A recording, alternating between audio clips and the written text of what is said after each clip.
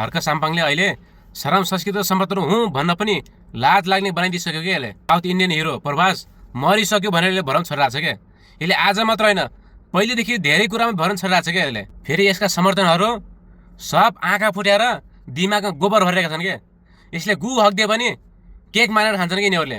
गलतलाई गलत सहीलाई सही भन्न सिक्नुपर्छ क्या।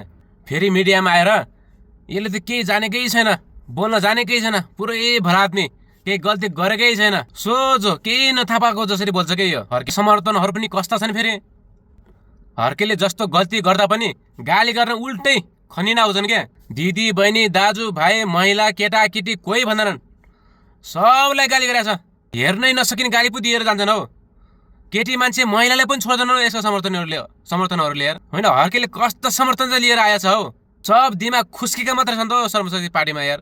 शरम संस्कृति पार्टीको विरोध अलिकति आलोचना गर्यो अब घन्टे भनेर गाली गर्न लागिन्छन्। यिनीहरूलाई घन्टेदेखि यति डर छ कि अब आउने चुनावमा एउटा पनि सिट जित्दैनन् कि यिनीहरूले।